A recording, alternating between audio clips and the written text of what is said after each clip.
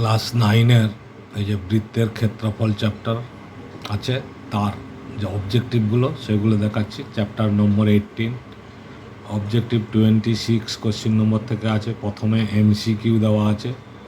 এই এমসিকিউগুলোর মধ্যে প্রথম যেটা আছে সেটা আছে, একটি বৃত্তাকার ক্ষেত্রের ক্ষেত্রফল এক্স বর্গ একক, পরিধি ওয়াই, ব্যাস জেড হলে, জেড একক হলে এক্স বাই ওয়াই জেডের মান কত? এটা কিন্তু ইম্পর্ট্যান্ট, পরীক্ষায় আসে। এটা একটু ভালো করে প্র্যাকটিস করো। তাহলে এইটা দেওয়া আছে, আমরা ব্যাসার্ধ ধরে নিচ্ছি। ব্যাসার্ধ সমান আর, এটা হচ্ছে আমরা ধরি বৃত্তের ব্যাসার্ধ আর। তাহলে এক্স সমান আমরা কি জানি? এক্স বলেছে বৃত্তের ক্ষেত্রফল মানে পাই আর স্কোয়ার। পরিধি ওয়াই সমান 2 পাই আর। জেড হচ্ছে ব্যাস মানে হচ্ছে 2r। তাহলে এই হচ্ছে জেডের মান, এই হচ্ছে ওয়াইয়ের মান, এই হচ্ছে এক্সের মান। এবার বলেছে x by y z. X মানে হচ্ছে পাই আর স্কোয়ার, পাই ওয়াই মানে হচ্ছে 2 পাই আর ইন্টু জেড মানে হচ্ছে 2r। ঠিক আছে, তাহলে এটা কাটিং করলে কী হবে? পাই কেটে গেল। আর দেখো, আর দুটো আর স্কোয়ার, তাহলে উপরে কী থাকলো? 1। তাহলে অ্যান্সার হয়ে গেল 1/4। ঠিক আছে, এটাই হচ্ছে অ্যান্সার। এটা বি যে অপশানটা আছে সেটাই হচ্ছে অ্যান্সার। 1/4 দেওয়া আছে, দেখবে অপশান বিতে তোমরা দেখবে 1/4 অ্যান্সার আছে। ঠিক আছে, নাম্বার 2তে কী বলেছে? একটি বৃত্তের পরিলিখিত ও অন্তর্লিখিত বর্গক্ষেত্রদ্বয়ের ক্ষেত্রফলের অনুপাত। পরিলিখিত আর অন্তর্লিখিত বর্গক্ষেত্র একটি বৃত্তের। তাহলে এই যদি একটা বৃত্ত হয়, তার অন্তর্লিখিত বর্গক্ষেত্র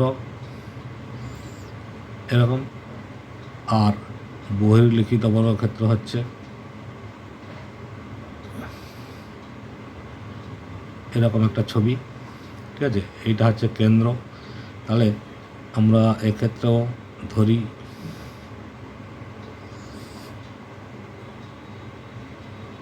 ব্যাসার্ধ সমান হচ্ছে আর। তাহলে ব্যাস সমান কত হবে? 2r। ব্যাস সমান 2r। ঠিক আছে, তাহলে এইটা হচ্ছে বহির্লিখিত বৃত্তের ব্যাস, এটা হচ্ছে অন্তর্লিখিত। তাহলে এই যে ব্যাস আর যেটা, সেটা হচ্ছে এটা হচ্ছে অন্তর্লিখিত বৃত্তের ব্যাসার্ধ, মানে এটা হচ্ছে ব্যাসার্ধ, তখন আর 2r হবে ব্যাস। ঠিক আছে, তাহলে এখানে বর্গক্ষেত্রের বৃত্তের বর্গক্ষেত্র অন্তর্লিখিত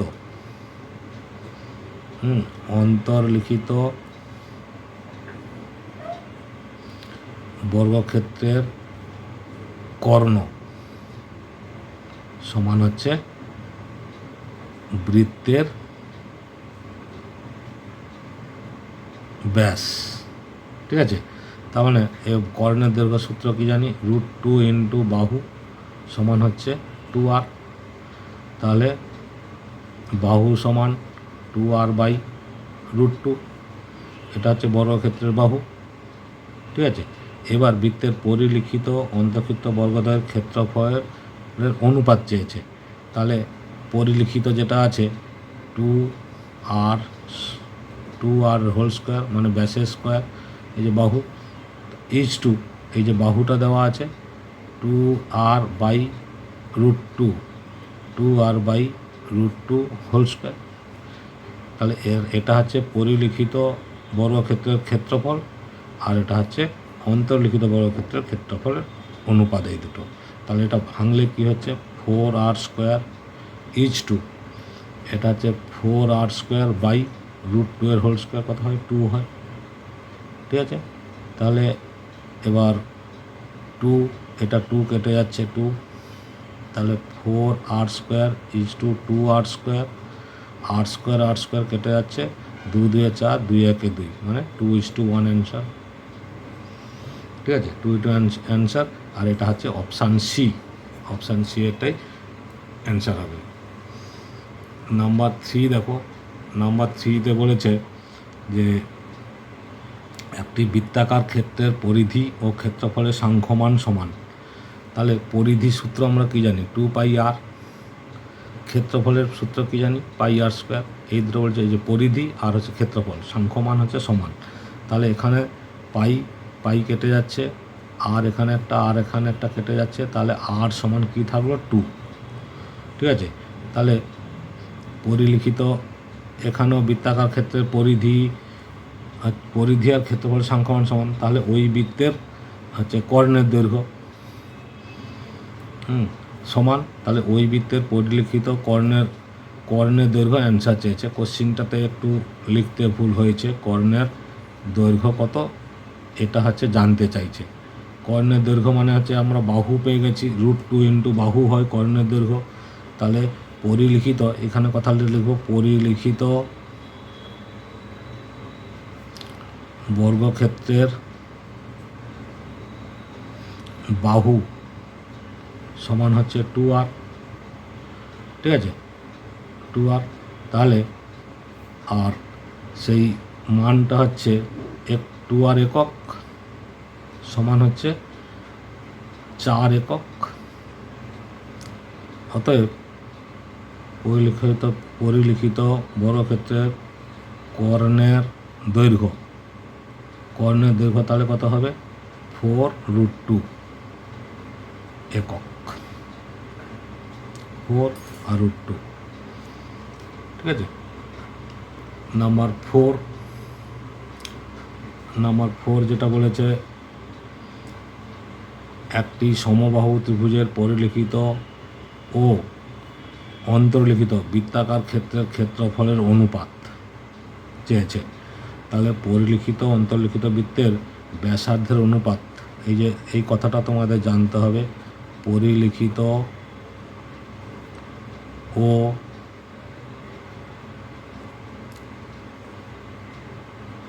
অন্তর্লিখিত বৃত্তাকার ক্ষেত্রের ব্যাসার্ধের অনুপাত, এই অনুপাতটা সবসময় হচ্ছে 2:1 হয়। এই কথাটা তোমাদের জানতে হবে। পরিলিখিত ও অন্তর্লিখিত বৃত্তাকার ক্ষেত্রে ব্যাসার্ধের অনুপাত 2:1 হয়। তাহলে এটা যেহেতু সমবাহু ত্রিভুজ, তাহলে সমবাহু ত্রিভুজের পরিলিখিত ও অন্তর্লিখিত সমবাহু ত্রিভুজের পরিলিখিত ও অন্তর্লিখিত বৃত্তাকার ক্ষেত্রের ক্ষেত্রফলের অনুপাত সব সময় 4:1 হবে, 4:1 হবে। ওকে, এটাই হচ্ছে 4 নম্বর অঙ্ক। এরপরে 5 নম্বর যে অঙ্কটা বলা হয়েছে, দেখো, একটা বলয় আকৃতি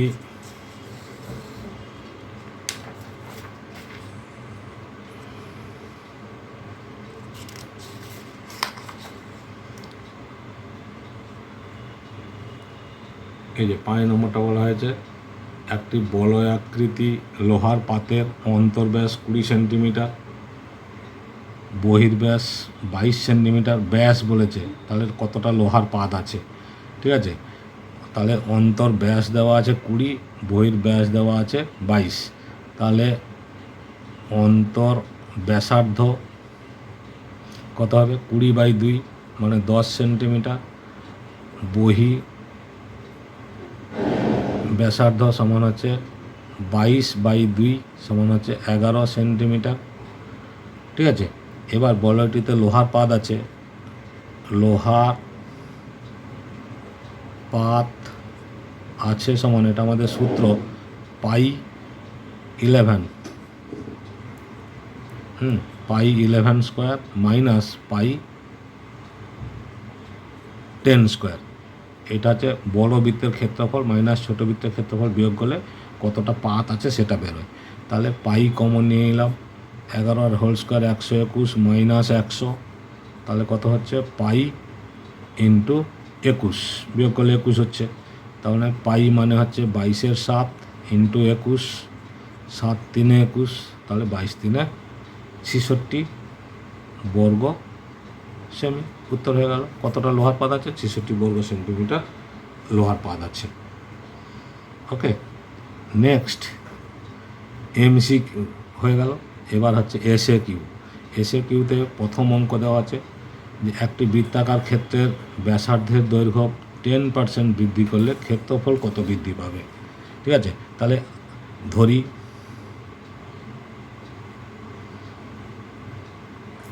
ব্যাসার্ধ সমান আর, তাহলে ক্ষেত্রফল কত? সমান হচ্ছে পাই আর স্কোয়ার। 10% ব্যাসার্ধ বৃদ্ধি করলে, 10% ব্যাসার্ধ বৃদ্ধি করলে কত হবে? আর ছিল আগে, এখন হয়েছে আর ইন্টু 10/100, 10 10 100, তাহলে কত হলো?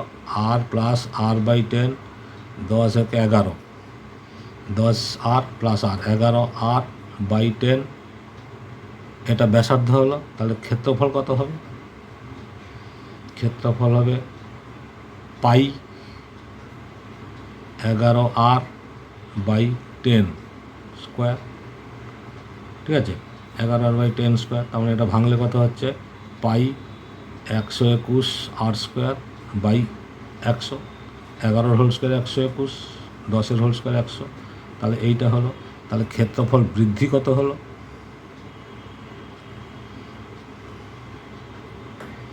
ক্ষেত্রফল বৃদ্ধি হলো হচ্ছে, এখন তো এইটা হয়েছে বেড়ে এইটা হয়েছে, তাহলে pi 121 R square by 100 minus pi R square. আগে পাই আর স্কোয়ার ছিল, এখন বৃদ্ধি পেয়ে এটা হয়েছে, তাহলে এটা মাইনাস করলে কত হচ্ছে? পাই,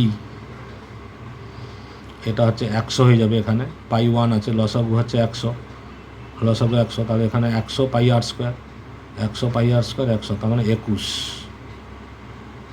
আর স্কোয়ার। ঠিক আছে, আর স্কোয়ার, এটা কি হলো? বর্গ একক। ঠিক আছে, এবার বলছে শতকরা কত বৃদ্ধি হলো। এই যে দেখো, আগে ক্ষেত্রফল পাই আর স্কোয়ার ছিল, 10% বৃদ্ধি করতে বাহুটা হয়েছে কত? এখন ব্যাসার্ধেরও কত হয়েছে? 11 আর বাই 10, তাহলে ক্ষেত্রফল কত হচ্ছে? পাই 11 পাই আর স্কোয়ার, মানে 11 আর বাই 10 হোল স্কোয়ার, তাহলে কত হলো? পাই 121 আর স্কোয়ার বাই 100। তাহলে আবার কতটা বৃদ্ধি হয়েছে?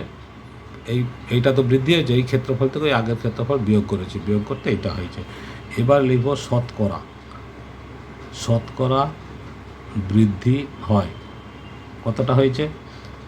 পাই 21 আর স্কোয়ার বাই 100, এইটা বৃদ্ধি হয়েছে। কততে বৃদ্ধি হয়েছে? পাই আর স্কোয়ারে ইন্টু 100। তাহলে এইটাকে সলভ করলে pi 21 R square by 100 into 1 by pi R square, এই যে পাই আর স্কোয়ার বাই 1 ছিল, ইন্টু 100।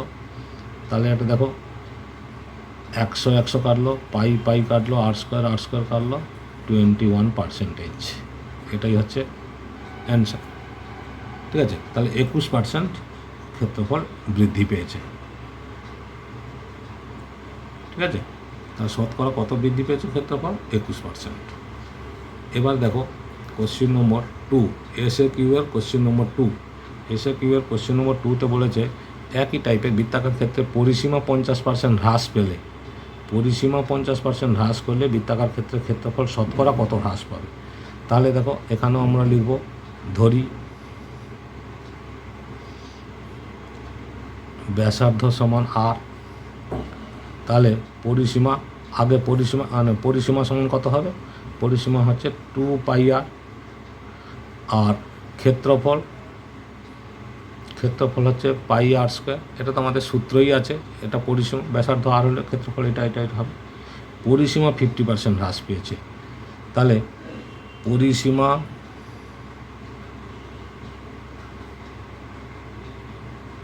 হ্রাস পায় সমান কত ছিল? 2 পাই আর মাইনাস না 2πr, হ্যাঁ হ্রাস পেয়েছে মানে মাইনাস 2πr ইন্টু 50/100, 50 2 100 2 2, তাহলে 2πr থেকে πr মাইনাস করলে শুধু πr। ঠিক আছে, এইটা হচ্ছে কী হয়েছে, পরিসীমা হ্রাস পেয়েছে। ঠিক আছে, পরিসীমা হ্রাস পেয়েছে। তাহলে এইটা সমান হচ্ছে, এবার বৃত্তাকার ক্ষেত্রটির ব্যাসার্ধ কত তাহলে, কারণ বৃত্তের ক্ষেত্রফল শতকরা কত হ্রাস পেয়েছে বের করতে বলেছে। এইটা সমান আমরা লিখে দিতে পারি, ক্ষেত্রফল কি হচ্ছে, পরিসীমা তাহলে কী হচ্ছে যে 2πr/2 একক। তাহলে বৃত্তাকার ক্ষেত্রের ব্যাসার্ধ এখন, বৃত্তাকার ক্ষেত্রের ব্যাসার্ধ সমান কত হচ্ছে, আমি এই ফর্মে লিখেছি, দেখো πr ছিল তো 2πr ফর্মে লিখেছি কেন, পরিসীমার ফর্মে, এই যে 2 কেটে যাচ্ছে, তাহলে πr থাকছে, তাহলে এইটা হচ্ছে ব্যাসার্ধ হয়ে যাচ্ছে, তাহলে ব্যাসার্ধ হয়ে যাচ্ছে r/2। তাহলে ক্ষেত্রফল কত হবে, ক্ষেত্রফল হবে πr/2 এর হোল স্কোয়ার সমান হচ্ছে πr²/4। ঠিক আছে, তাহলে ক্ষেত্রফল হ্রাস কতটা পেল, ক্ষেত্রফল হ্রাস পেল হচ্ছে, এখন এইটা হচ্ছে, আগে ছিল কতটা πr², হ্রাস পেয়েছে, তার মানে এটা মাইনাস হবে πr²/4। তাহলে 4 1 দা 4 মানে 4 4 - 1 3πr²/4 হ্রাস পেয়ে এইটা হয়েছে। এবার বলেছে শতকরা কত হ্রাস পেয়েছে, শতকরা হ্রাস পায়, শতকরা হ্রাস পায় সমান, আগে এখন ছিল কত 3πr²/4, আর আগে ছিল হচ্ছে πr² ইন্টু 100, শতকরা মানে এটাই হয়। ঠিক আছে, তাহলে এটাকে সলভ করলে আমাদের কী হবে, 3πr² ইন্টু 1/πr², এই যে 1 এটা 1 ছিল, এটা উল্টে যাবে 1/πr² ইন্টু 100, πr², 4 25 100, তাহলে 25 3 75%, 25 3 75%, এটাই হচ্ছে অ্যান্সার। তাহলে দেখো পরিসীমা হ্রাস পেলে ক্ষেত্রফল হ্রাস পাচ্ছে 75%। ঠিক আছে, নেক্সট এটা হচ্ছে কোশ্চেন নম্বর 2। এবার হচ্ছে কোশ্চেন নম্বর 3। কোশ্চেন নম্বর 3তে কী বলেছে, কোশ্চেন নম্বর 3তে দেখো যে একটি বৃত্তাকার ক্ষেত্রের ব্যাসার্ধের দৈর্ঘ্য r মিটার, অন্য একটি বৃত্তাকার ক্ষেত্রের ব্যাসার্ধের দৈর্ঘ্য কত হলে তার ক্ষেত্রফল প্রথম বৃত্তের ক্ষেত্রফলের x গুণ হবে হিসাব করি। স্বাভাবিকভাবে আমরা সেই একইভাবে ধরি ব্যাসার্ধ সমান r। ঠিক আছে, বৃত্তটির ব্যাসার্ধ r1 ধরি, তাহলে ক্ষেত্রফল কত হবে, πr1²। তাহলে এটিপি শর্ত আমাদের কি বলেছে, এটিপি এই যে πr1² is equal two x into প্রথম বৃত্তের যে ক্ষেত্রফল, প্রথম বৃত্তের ক্ষেত্রফল তো πr² ছিল। ঠিক আছে, x ইন্টু πr², তাহলে এখান থেকে দেখো পাই কেটে গেল, তাহলে r1² সমান হচ্ছে x r², r1 সমান হচ্ছে √x, আর সঙ্গে r মানে r√x, r এর স্কোয়ার করলে r হবে, রুট করলে r² রুট r আর x এর রুট, এটা হলো। তাহলে বৃত্তাকার ক্ষেত্রটির ব্যাসার্ধের দৈর্ঘ্য কত হলো, ব্যাসার্ধের দৈর্ঘ্য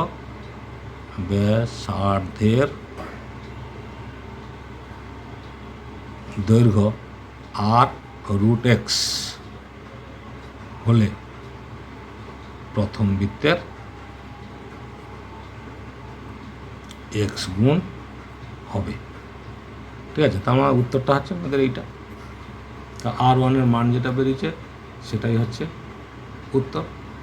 ওকে, এবার 4 নম্বর কি বলেছে যে 3 সেন্টিমিটার, 4 সেন্টিমিটার, 5 সেন্টিমিটার বাহু বিশিষ্ট ত্রিভুজের পরিবৃত্তের ক্ষেত্রের ক্ষেত্রফল হিসাব করি। এই যে 3, 4, 5 দেওয়া আছে, দেখো 3, 4, 5 দেওয়া আছে মানে এটা একটা সমকোণী ত্রিভুজ, এটা 5, এটা 3, এটা 4। এই যে 5 স্কোয়ার 25, 3 স্কোয়ার আর 4 স্কোয়ার 9 আর 16 25। তাহলে এটা থেকে আমরা বুঝতে পারি এটা হচ্ছে কি একটা মানে এরকম জাস্ট 3 স্কোয়ার প্লাস 4 স্কোয়ার মানে লম্ব স্কোয়ার প্লাস ভূমি স্কোয়ার সমান হচ্ছে অতিভুজের স্কোয়ার। তাহলে 25 প্লাস 25 এটা সমান হয়। তাহলে এটা একটা সমকোণী ত্রিভুজ, ঠিক আছে, সমকোণী ত্রিভুজ। এবার পরিবৃত্তের ব্যাসার্ধ আমরা জানি, সমকোণী ত্রিভুজের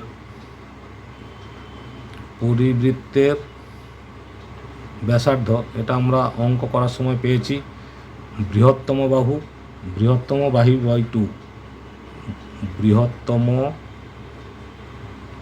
বাহু বাই 2। তার মানে সেটা কত হচ্ছে, বৃহত্তম বাহু এখানে 5/2 সেন্টিমিটার। তাহলে ক্ষেত্রফল কত হবে, পাই 5/2 হোল স্কোয়ার সমান হচ্ছে 22/7 ইন্টু 5/2 ইন্টু 5/2, 2 11 22, 11 5 55, 55 5 হচ্ছে 5 5 25, 275 বাই 7 2 14 এত সেন্টিমিটার স্কোয়ার। তাহলে বৃত্তের ক্ষেত্রফল এইটা হলো। এটাকে আমরা মিশ্র ভগ্নাংশ করতে পারি, এই অবস্থায় রাখতেও পারি। তাহলে এটাই হচ্ছে অ্যান্সার। ওকে, নেক্সট যে আর একটা সাম দিয়েছে 5 নম্বর, সেটা হচ্ছে বলেছে সমবেদ বিশিষ্ট একটি টিনের পাত থেকে 3টি বৃত্তাকার চাকতি কেটে নেওয়া হলো। চাকতিগুলির ব্যাসের দৈর্ঘ্যের অনুপাত এটা দেওয়া আছে, ওজনের অনুপাত কত হবে। ঠিক আছে, এটা হচ্ছে ব্যাসের দৈর্ঘ্যের অনুপাত এইটা।